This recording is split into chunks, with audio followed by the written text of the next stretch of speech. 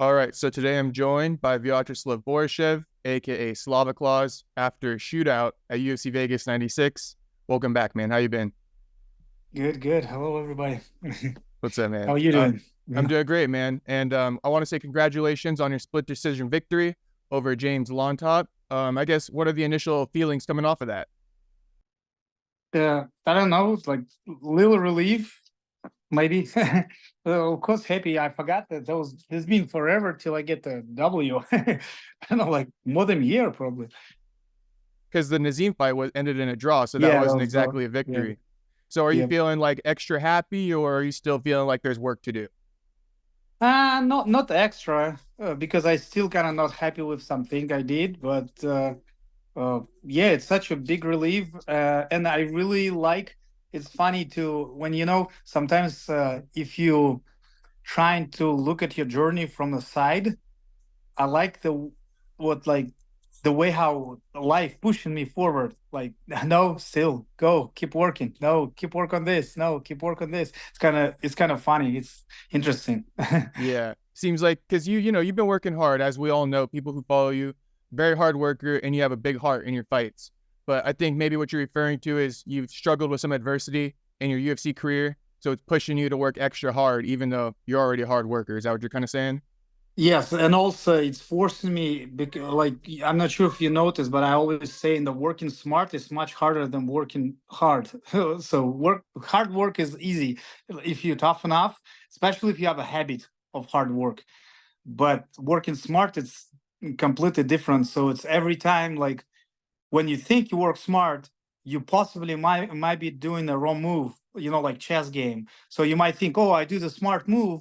I'm recovered today, doing like some striking tomorrow, or focus on the grappling. But you all like if you forgot something and you didn't notice it right away, so all of your move, it's a wrong move. You put yourself in a trap. So, for example, I believe I had a little struggle with because after I lost Diakiese, I was over focusing on the grappling.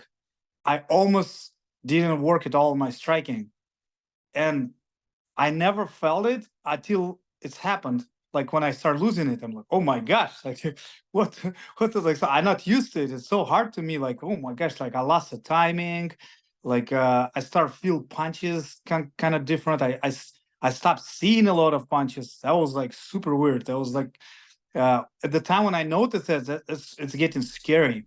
Uh, so you went back to more striking training for this one and balancing out that with the grappling. Oh, by the way, is your hand on the speaker by chance? Because it seems a little bit muffled, the audio. No, no, Okay, maybe it's dirty. Wait a second. Yeah, I remember this happened before. This might be dirty. okay, Okay. it's fine. Just Just wanted to make sure in case your hand was on it, but no worries. If that's how it is, it's how it is. mm.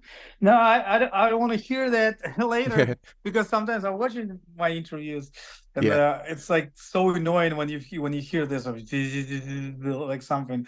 No, nothing like that. It's just a little bit quiet, but I can just edit it and increase the volume. So you'll be fine. Oh, I will be louder. Okay. Okay. So I think I was just asking with the training, right? It sounds like you went back to kickboxing a little bit more, balancing that with the grappling. You just said you've been focusing too much on grappling.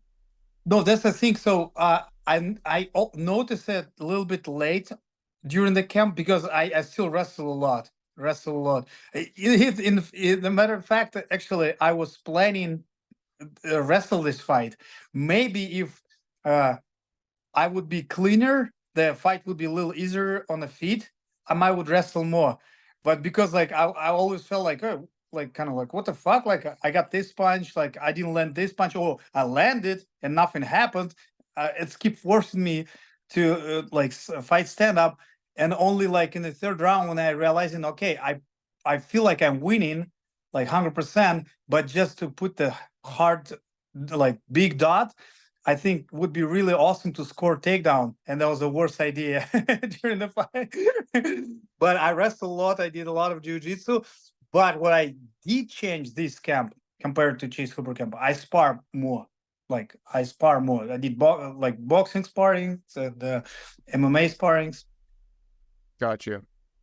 So did you feel like you pretty much weren't doing too much sparring like ahead of that Chase Hooper fight and maybe for some of the other ones before that.